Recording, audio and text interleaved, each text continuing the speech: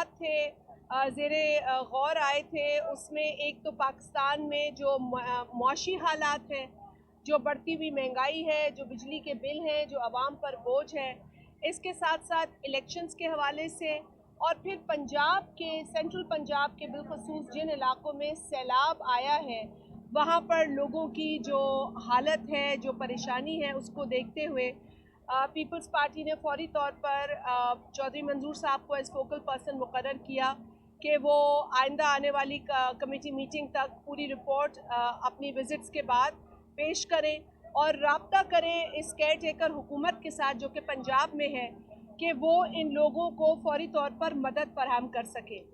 आज हमारी जो मीटिंग है वो इस लिहाज से भी ज़रूरी है कि पिछली मीटिंग में ये भी तय पाया था कि इलेक्शन के हवाले से जो बातें हैं उस पर ज़्यादा गौर उस वक्त किया जाएगा जब पाकिस्तान पीपल्स पार्टी का वफद इलेक्शन कमीशन ऑफ पाकिस्तान से मिलेगा, उनसे इंगेज करेगा और पीपल्स पार्टी की जो राय है सीसी की तरफ से, जो आइनी और कानूनी तमाम पहलू को देखकर हमने कायम की थी, उसको उनके साथ डिस्कस करेगी और उनका जो मौक़िफ़ होगा वो फिर हम अपनी अगली सीसी में डिस्कस करेंगे। तो आज की सेंट्रल एग्जीक्यूटिव कमेटी जो लाहौर में हो रही है, ये उसी सेंट्रल एग्जीक्यूटिव कमेटी की समझें कि उसका एक तसलसल है। जो इलेक्शन का मौजू है वो तो हमने डिस्कस करना ही था, जैसे कि आपको पता है। अब इलेक्शन के इस मौजू के अंदर एक कन्फ्यूजन पैदा करने की भी एक कोशिश सामने आई है, जो कि सदर का लेटर आया है और फिर उसके बाद मुख्तलिफ आरा आई हैं, तो हमने वो मौजू भी यहाँ डिस्कस करना था। मुल्क की जो मौजूदा सियासी सूरत हाल है, जो मौजूदा मौशी सूरत हाल है और फिर आगे का जो लाए अमल है वो क्या होगा, और इस पूरी सूरत हाल के अंदर जो इस वक्त सिक्योरिटी के मामलात हैं वो भी पेचीदा हैं। तो ये तमाम चीज़ें अभी इस पर बातचीत हो रही है। सेंट्रल एग्जीक्यूटिव कमेटी के कई अरकान ने अपना नुक्ता नज़र सामने रख दिया है, लेकिन अभी भी काफ़ी सारे अरकान हैं जिन्होंने बात करनी है और वो बात तमाम तर जब पूरी हो जाएगी तो उसके बाद हमारी जो लीडरशिप है वो कोई नतीजा या कोई फ़ैसला करने के एक पोजीशन में होगी, क्योंकि आरा अभी आ रही हैं। आप जानते हैं कि हमारा ये डिसीजन मेकिंग फोरम है। हमारी पार्टी का हर फैसला जो है वो कारकुन की उमंगों से लेकर सेंट्रल एग्जीक्यूटिव कमेटी के फोरम तक एक पूरा सिलसिला होता है और इस सेंट्रल एग्जीक्यूटिव कमेटी में जहां अरकान अपनी राय देते हैं, तजवीज़ पेश करते हैं, उसकी बुनियाद पर, उसकी रोशनी में फ़ैसले लिए जाते हैं। तो फिल वक्त हमारे हतमी फ़ैसले आने हैं और आपसे गुजारिश होगी कि कल भी तकलीफ़ करनी पड़ेगी आपको जब हम एक मुकम्मल मुफस्सिल प्रेस कॉन्फ्रेंस करेंगे और सेंट्रल एग्जीक्यूटिव कमेटी के अख्ताम पर जो हमारे फैसले होंगे उनसे आपको आगाह ज़रूर करेंगे।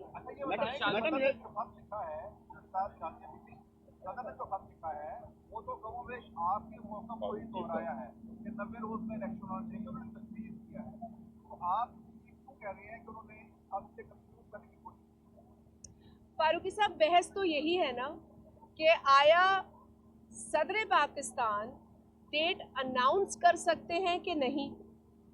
अच्छा, हमने तो ये भी कह दिया था कि भाई अनाउंस कोई भी करे, हमें तो इलेक्शन चाहिए जल्द अज जल्द, हमें तो पाकिस्तान के आइन की पासदारी करनी है, हमें तो आइन में दिए गए जो प्रोविजंस हैं, आर्टिकल्स हैं, उनकी पासदारी करनी है। और पाकिस्तान पीपल्स पार्टी इस वक्त अपनी उस आइनी जिम्मेदारी को पूरा कर रही है। जहाँ तक सवाल पैदा होता है कि ख़त का मतन क्या था, अब तो ये फैसला करना ज़रूरी है कि वो ख़त सही था या गलत था। फिर ये बताएं कि जिस शख्स ने वो ख़त लिखा, क्या उसके पास इख्तियार है डेट को अनाउंस करने का या नहीं है। अब ये एक देखिए, या तो बात इस तरफ की हो या उस तरफ की। ये जो बीच की गेम खेलते हैं ना सदर पाकिस्तान आरिफ अलवी साहब, वो बड़ी अजीब होती है। वो पहले भी आपको याद होगा कि वो बिल आया था, उन्होंने कहा जी अमेंडमेंट्स वापस कर दो और लिखा कुछ नहीं, फिर कहने लगे कि जी मुझे तो इल्म ही नहीं था। तो बात ये है कि वो ना इधर की ना उधर की, ऐसे बात नहीं होती। बात होती है मुकम्मल या आइनी तकाज़ों पे या कानूनी तकाज़ों पे। आइन का भी जायज़ा लिया जा रहा है। इस वक्त की आरा के मुताबिक ये जो चीज़ सामने आई है अरकान की गुफ्तगू से और कानूनी हमारे जो माहिरीन हैं उनकी बातचीत से, कि सदर साहब के पास ये इख्तियार नहीं है कि वो डेट अनाउंस करें, ठीक है ना जी। लेकिन कल चूँकि आपके साथ तफसीलन बात होगी तो हम आपको इस पर अपना जो टेक्निकल और मुफस्सिल जवाब है और एतराज़ है उससे ज़रूर आगाह। आसिफ अली जरदारी साहब ने कहा है कि मईशत ज्यादा अहम है इलेक्शन से, और बिलावल साहब ने फरमाया था कि हमें फौरी इलेक्शन चाहिए। आज CSC की मीटिंग में ज्यादा किसकी तरफ रुझान था? आसिफ जरदारी साहब के मौक़िफ़ की तायद की गई या बिलावल साहब के मौक़िफ़ की तायद हुई आज CSC की कमेटी में? देखिए, यहाँ पर इस तरह का कोई खेल नहीं खेला जाता। ये पाकिस्तान पीपल्स पार्टी है, कारकुन को भी अपनी राय देने का हक है, और जो हमारे ऑफिस बेरर्स हैं, जो लीडरशिप पोजीशंस पे फाइज हैं लोग, हर शख्स को अपनी राय देने का हक है। लेकिन खूबसूरती ये है कि जो फैसला सेंट्रल एग्जीक्यूटिव कमेटी का होता है वही फैसला जो है वो हतमी होता है।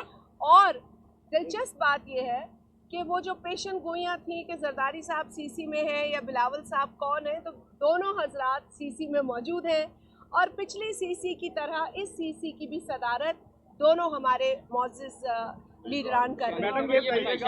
ये बताइएगा कि अभी आपने कहा कि सदर मुमलिकत दरमियान की गेम खेल रहे हैं, जबकि इलेक्शन कमीशन को इख्तियारात दिए गए, उसमें पीपल्स पार्टी का भी किरदार है इख्तियारात देने में।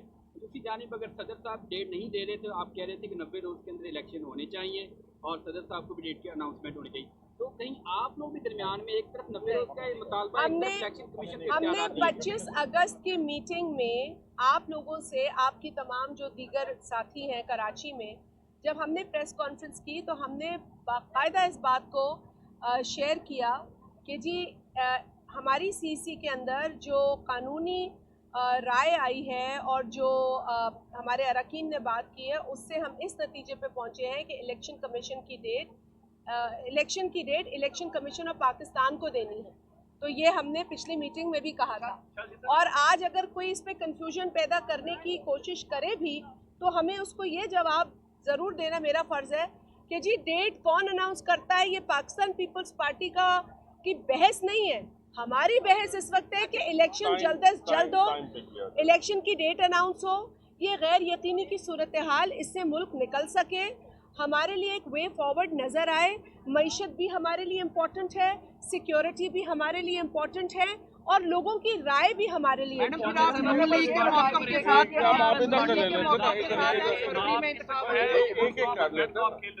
जरदारी साहब कहते हैं कि मईशत जरूरी है, बिलावल साहब कहते हैं हमें इलेक्शन की तारीख चाहिए। इस इलेक्शन एक्ट के ऊपर आपने वोट किया, फिर आपके नईर बुखारी साहब कहते हैं सदर को इख्तियार है। इस हवाले से वही डबल गेम आप कर रहे हैं, अवामी सतह पे कोई और है, और अंदर खाते मुस्लिम लीग नून का भी ये इल्जाम है कि आपको पता था इलेक्शन 90 रोज से आगे जाएंगे और आपने उसमें वोट भी किया था। देखिए, मैं इस बहस में नहीं जाती हूँ। मुस्लिम लीग नून इल्ज़ाम तराशी करती रहे, ये फिर मेरी पार्टी का फैसला होगा कि हमने किस सतह पे उनके साथ डील करना है। लेकिन जहाँ तक सवाल पैदा होता है, वो बात सेंसस की पूरी कहानी CCI की शुरू करेंगे। लेकिन ये बात वाज़ेह है कि अगर उस सेंसस CCI की मीटिंग के अंदर अगर सेंसस को लेकर कोई बड़ा फैसला आता जिससे कि इलेक्शन अफेक्ट होता, तो ये ब्रेकिंग न्यूज़ होती। मेरे भाई एक सेकेंड, तो ये ब्रेकिंग न्यूज़ होती। और थोड़ी बहुत मैंने आइन की किताब पढ़ी है, और जब वो ब्रेकिंग न्यूज़ होती तो आर्टिकल 51 में तब्दीली आती, और अगर आर्टिकल 51 में तब्दीली आती तो आइनी बहरान आता, और अगर आइनी बहरान आता तो आप सबको पता चल जाता।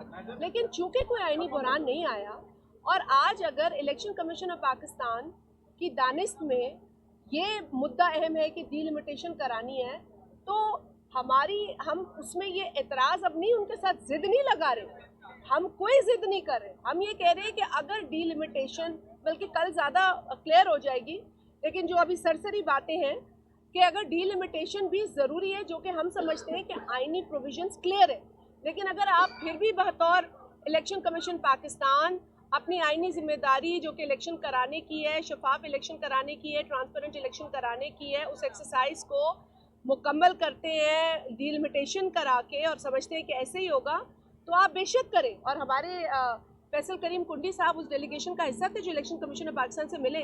ये हमारी ही उस डायलॉग और उस उनके साथ एक गुफ्तगू शुनीद और एंगेजमेंट का नतीजा था कि डिलिमिटेशन की वो जो एक लंबी डेट्स दी गई थी उसके पीरियड को 2 हफ्ता कम किया गया। तो हम अभी भी पूरी उम्मीद है कि कोशिश यही की जाएगी इलेक्शन कमीशन की जानिब से कि वो इलेक्शन को जल्द अज जल्द कराएं। वायलेशन में हम जितना जाएंगे आइन के, ये गलत प्रेसिडेंट सेट होता जाएगा।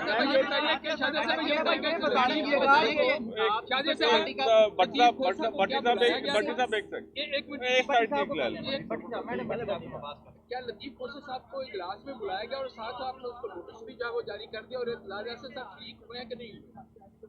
आप जवाब दे दें नोटिस का, आ जाए। बिल्कुल जी, लतीफ खोसा साहब को आज हमारे पार्टी के सेक्रेटरी जनरल साहब ने नोटिस दिया है जिसपे उन्होंने 7 दिन में रिप्लाई करना है। एतजाज साहब को भी दावत की। लतीफ खोसा साहब को हमने पार्टी से निकाला नहीं, शोकाज नोटिस उनसे जवाब तलब की गई है।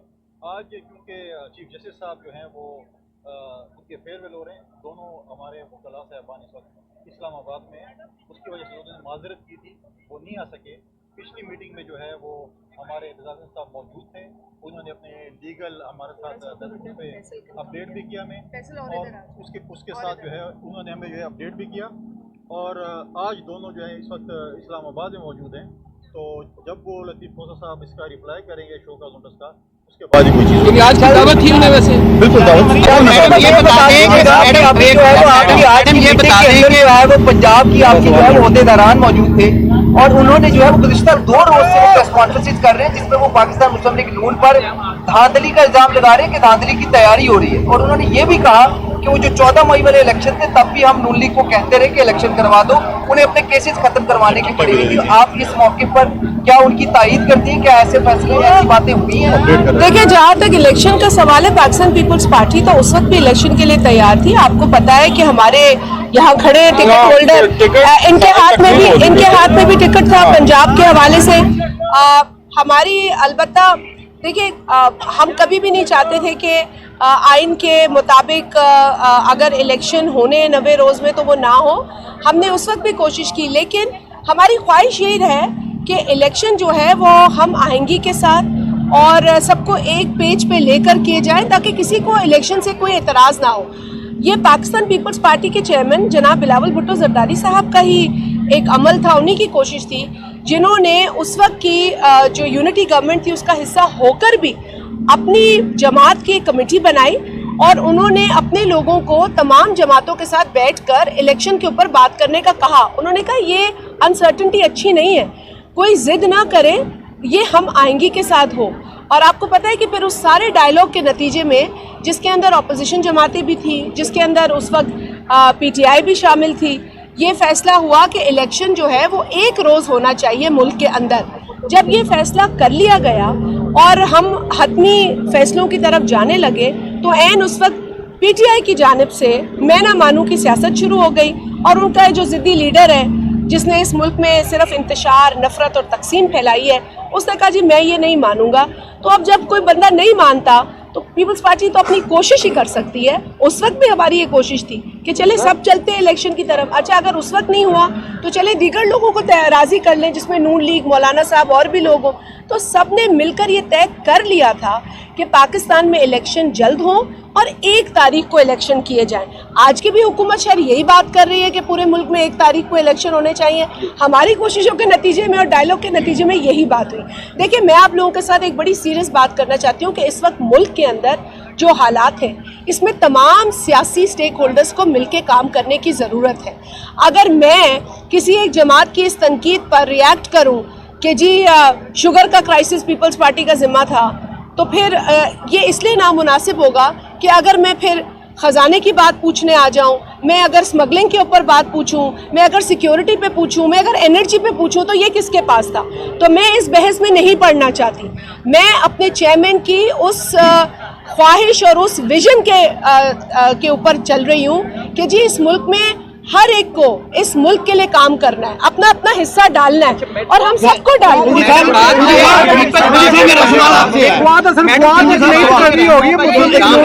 निगरान हुकूमत के जरिए नून लीग को सहूलतकारी की जा रही है। निगरान हुकूमत के जरिए पंजाब के रहनुमाओं का आए रोज यही इल्जाम है कि निगरान हुकूमत के पास में और जो पंजाब में वो सहूलतकारी कर रहे हैं नून लीग की। इसमें फैसल साहब जवाब देंगे और आपने भी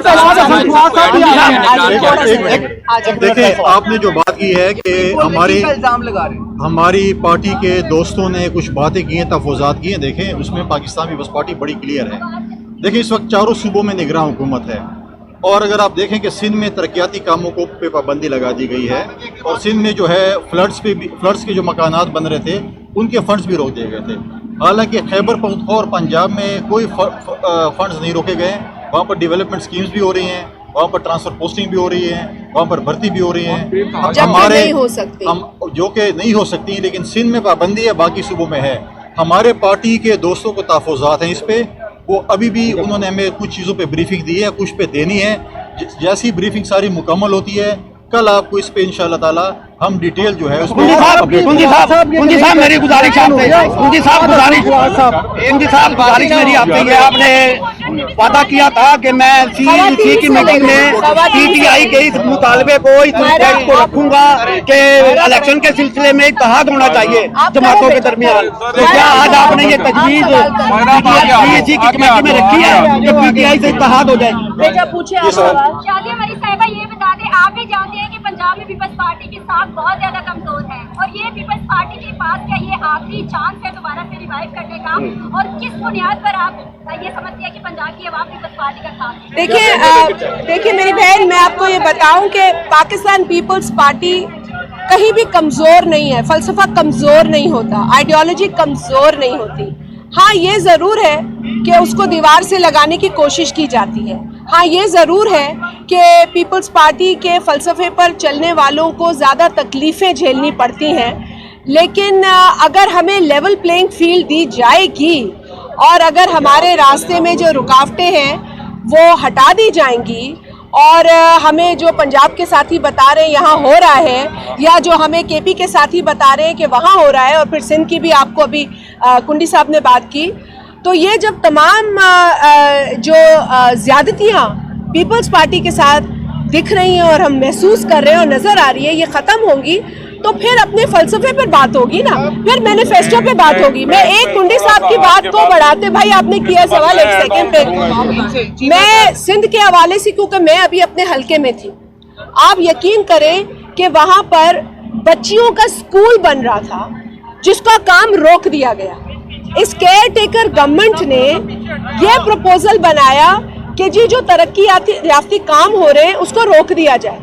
सिंध के अंदर और बलूचिस्तान के अंदर सबसे ज़्यादा सैलाब ने मुतासिर किया लोगों को, फिर साउथ पंजाब, KP का कुछ एरिया, गिलगित का कुछ एरिया, लेकिन आप लोग गवाह हैं कि आपने खुद देखा कि कितनी बड़ी पॉपुलेशन सिंध की अफेक्ट हुई है। पूरे पाकिस्तान में 3 करोड़ 30 लाख लोग डिस्प्लेस हुए। पूरी दुनिया ने हमारे साथ आगे आकर इजहार यकजहती किया।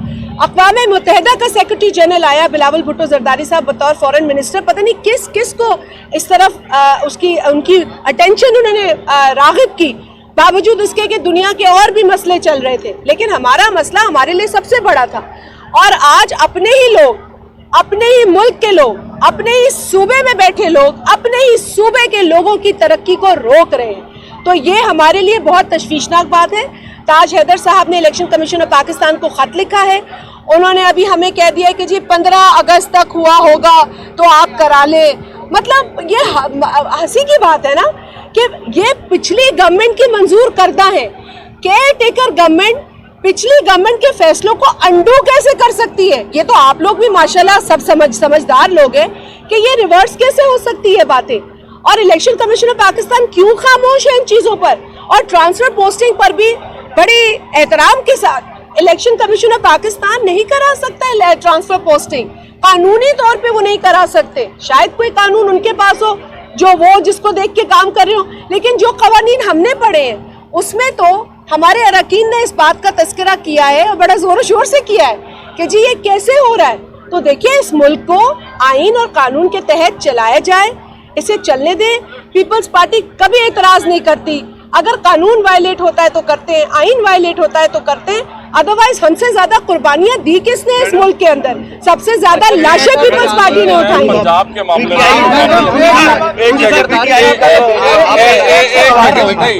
मैं पंजाब के मामले में आपने खास तौर पे एक सवाल किया था कि पंजाब में आपका रिवाइवल कैसे होगा। पंजाब ने तारीख में हमेशा पाकिस्तान पीपल्स पार्टी ने ऑपोजिशन देखी, ऑपोजिशन बर्दाश्त की, ऑपोजिशन के सामने हमेशा पाकिस्तान पीपल्स पार्टी का जला कारकुन बिल्कुल डट के खड़ा रहा। लेकिन ये जो ऑपोजिशन जो इस वक्त की हमें सहनी पड़ रही है, आप 100% आपकी जो फीलिंग है वो बजाय है, हमारे लिए बड़ी मुश्किलात हैं। इतनी मुश्किलात नून लीग के होते हुए नहीं थी, इतनी मुश्किलात हमारी PTI के होते हुए भी नहीं थी। लेकिन Pakistan peoples party, ma'am Shadiya ने जिस तरह से कहा है कि जी नजरिया उतार चढ़ाव तो आ सकते हैं, खत्म नहीं हो सकता। ना ये खत्म हुआ, ना इंशाल्लाह ताला ये खत्म होगा। आप देखिएगा कि जिस दिन ये लीडरशिप पंजाब में भले पेशावर से लेके इस तरफ को एंटर करे या साउथ से लेके लाहौर की तरफ एंटर करे आपको फिर पीपल्स पार्टी, आपने लॉन्ग मार्च में नहीं देखा था कि पंजाब की आवाम का क्या रद्द अमल था अपने चेयरमैन को देख के, क्या बिहेवियर था, क्या जोश और जज्बा था। तो वही जज्बा आज भी मौजूद है और पाकिस्तान पीपल्स पार्टी डट के इलेक्शन, अगर हम मजबूत ना होते तो पाकिस्तान पीपल्स पार्टी कभी भी मुतालबा ना कर रही होती कि जल्दी इलेक्शन कराया जाए।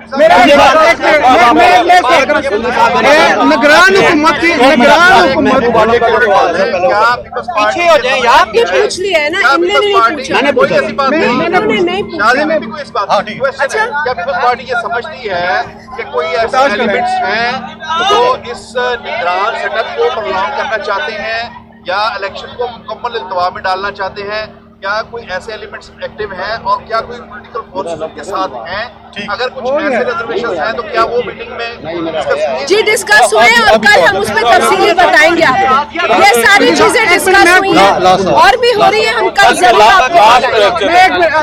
मेरा एक सवाल है, निगरान हुकूमत की जो गैर जनमदारी है, क्या आप इससे मुतमिन है? क्योंकि इनकी कबीना में मुस्लिम लीग नून के हिमायत याफ्ता अरकान की जाती मुलाजमों की तादाद बढ़ती जा रही है, जिस तरह फवाद की नई इंडक्शन हुई है, इस पर आपका क्या कहना है? देखिए, इन सब चीज़ों पे तफसील से जो है हमारी बातचीत शुरू है, आज भी हुई है, कल भी होगी, और कल जो हमारी तफसीली ब्रीफिंग होगी उसमें इसका जिक्र करेंगे। आपने जो सवाल किया पार्टी के हवाले से, अभी तक हमें ऑफिशियली कोई भी ऐसी दावत नहीं आई। जब ऑफिशियली दावत आएगी, हम पाकिस्तान पीपल्स पार्टी वाले हमेशा रिकॉन्सिलेशन की पॉलिटिक्स करते हैं, हम इत्तेहाद की पॉलिटिक्स करते हैं। जब भी कोई दावत आएगी, हमारी पार्टी लीडरशिप उसके ऊपर देखेगी और उसके बाद फिर फैसला करेगी। बहुत शुक्रिया, बहुत शुक्रिया।